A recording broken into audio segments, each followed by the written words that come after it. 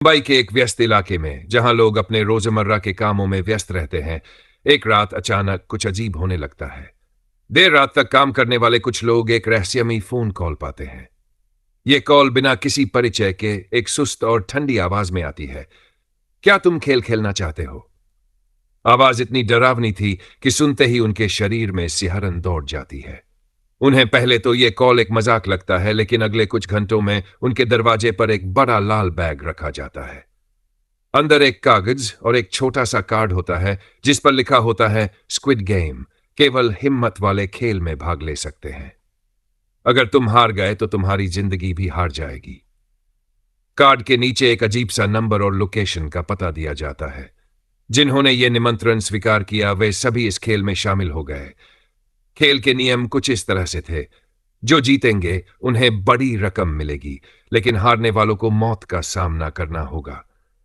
जो भी इस खेल में शामिल होते उनके पास एक अनजानी उम्मीद और डर का मिला जुला एहसास होता।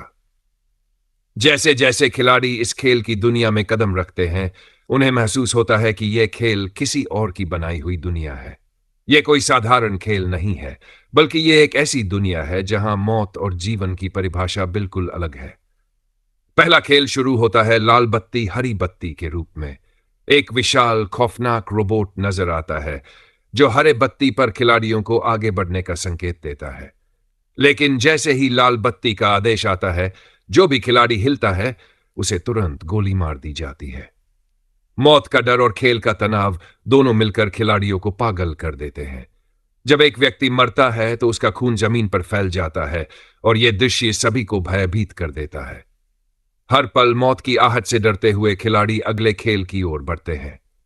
जैसे जैसे खेल बढ़ता है, खिलाड़ियों के दिलों में डर और घबराहट की लहरें दौड़ने लगती हैं। उनके सामने एक ऐसा मोड़ आता है जहां उन्हें यह समझ में आता है कि यह खेल असल में उनका भविष्य नहीं, बल्कि उनकी मौत का खेल है।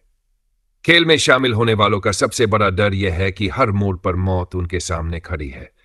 इस खेल का असली मकसद केवल पैसे और सजा नहीं है, बल्कि यह इंसान के डर को परखने और उसे असलियत से सामना करने का एक तरीका है। एक खिलाड़ी जो अभी तक बचा हुआ था, उसे पता चलता है कि यह खेल एक गहरे और खौफनाक साजिश का हिस्सा है, जिसमें वे सब सिर्फ मोहरे हैं। इस खेल के निर्माता कोई और नहीं, बल्कि एक गुप्त संगठन है जो खिलाड़ियों के डर को असलियत में बदलने की कोशिश कर रहा है। खेल के अंत में केवल एक ही खिलाड़ी बचता है, जो अब समझ जाता है कि यह खेल किसी और की मर्जी से नहीं, बल्कि उसकी अपनी आत्मा से खेला गया था। खेल के हर दौर में मौत और डर से खेलते हुए बचे हुए खिलाड़ी एक एक करके महसूस करने लगे कि यह सब उनकी रूह तक को छूने वाला है। जैसे जैसे वे अगले राउंड की ओर बढ़ते हैं, खौफ और संदेह का माहौल और भी गहरा होता जाता है। उन्हें यह समझ में आता है कि यह खेल सिर्फ पैसे के लिए नहीं है, बल्कि यह किसी खौफनाक मंशा के तहत उन्हें पागल और टूटने पर मजबूर कर रहा है। अंतिम राउंड में खिलाड़ियों को एक ऐसा खेल खेलने को कहा जाता है जो न केवल मानसिक बल्कि शारीरिक रूप से भी उन्हें पूरी तरह से तोड़ने वाला होता है। उन्हें अब एक दूसरे के खिलाफ खड़ा किया जाता है, जहां हर एक को अपनी जिंदगी के लिए दूसरे को मारने का आदेश मिलता है। सब कुछ ऐसा हो चुका था कि डर के आगे उनकी इंसानियत भी खत्म हो चुकी थी। इस खेल के दौरान एक खिलाड़ी जिसे सब अपना दोस्त मानते थे, धीरे धीरे खुलासा करता है कि वह असल में इस खेल का हिस्सा था और वह सभी को धोखा दे चुका था। उसके पास खेल के नियमों और मरने वाले लोगों के बारे में सारी जानकारी थी।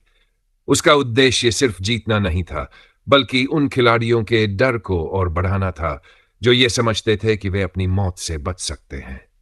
उसने जानबूझकर सबसे कमजोर और पागल खिलाड़ियों को खतरनाक खेलों के जरिए मरने के लिए उकसाया था। एक खिलाड़ी जो किसी तरह से बचकर आखिरी राउंड में पहुंचता है, अब पूरी तरह से टूट चुका होता है। उसके भीतर अब ना कोई उम्मीद बची होती है और न ही कोई डर। वह जानता है कि इस खेल को जीतने का कोई मतलब नहीं है, क्योंकि जो भी जीतेगा वह केवल एक और पिस्सू बनकर रह जाएगा, जिसे इस खेल के रचयिता अपनी अगली योजना में फंसा लेंगे।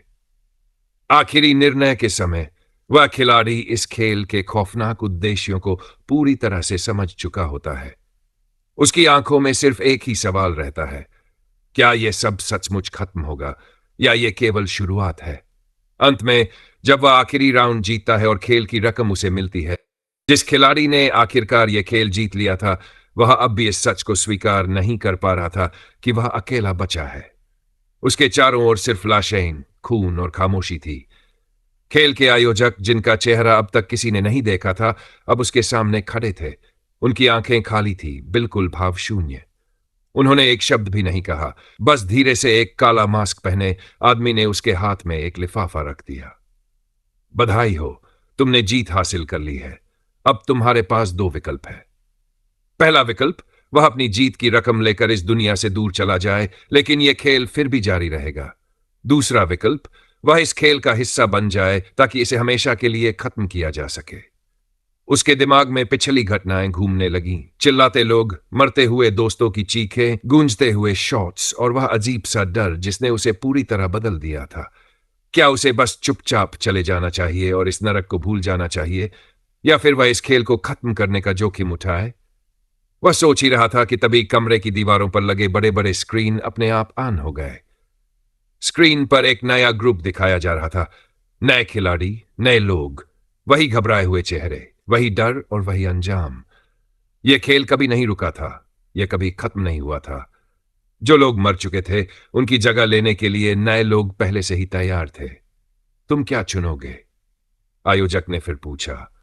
उसकी आंखों में गुस्सा और घृणा भर गई।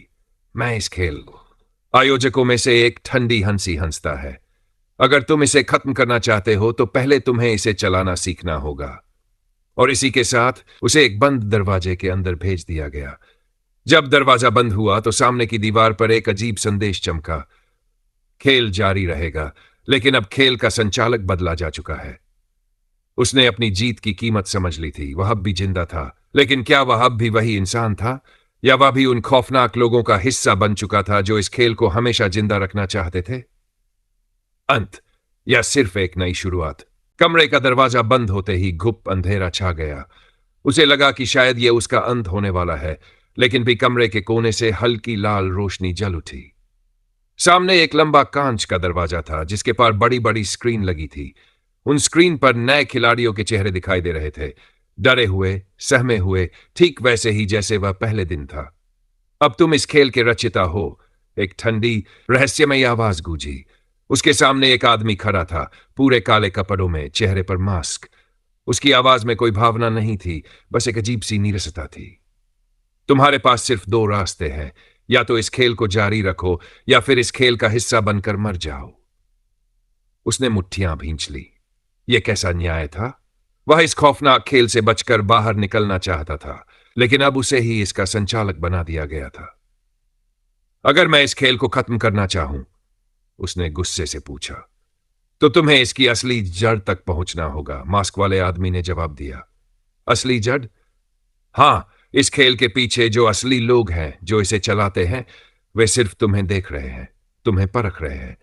अगर तुम खेल को खत्म करना चाहते हो तो तुम्हें उन्हीं तक पहुंचना होगा। लेकिन सवाल यह है, क्या तुम वाकई तैयार हो? वह समझ चुका था कि असली शैतान पर्दे के पीछे है।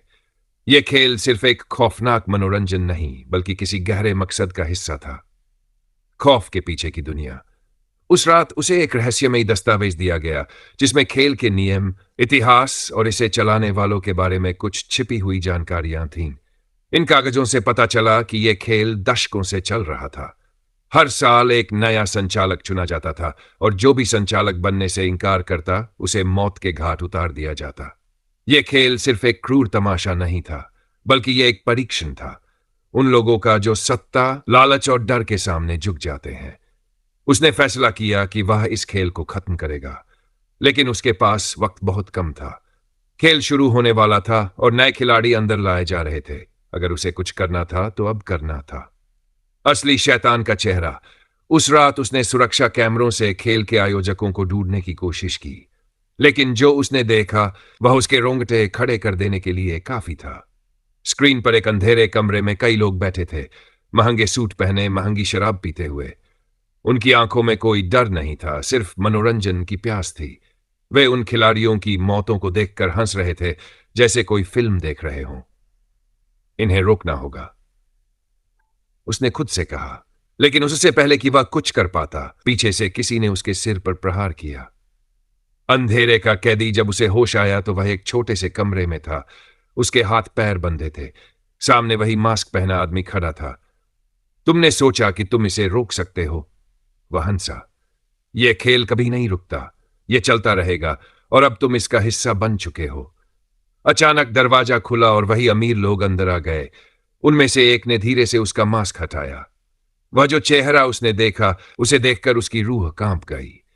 यह कोई अजनबी नहीं था, यह उसका अपना बड़ा भाई था। खेल का सबसे बड़ा धोखा। भाई? उसकी आवाज कांप गई। हां, बड़े भाई ने ठंडी मुस्कान के साथ कहा, मैं सालों से इस खेल का हिस्सा हूं, और अब तुम भी इसका हिस्सा बन चुके हो। यहां से कोई नहीं बचता। लेकिन तुमने क्यों? क्योंकि डर सबसे बड़ी ताकत है, बड़े भाई ने जवाब दिया। और अब तुम्हें भी यह सीखना होगा। दरवाजा बंद हो गया और अंधेरा फिर से घिर आया। अब वह खेल का संचालक था, लेकिन क्या वह इसे खत्म कर पाएगा, या वह भी इस खेल का एक और शिकार बन जाएगा?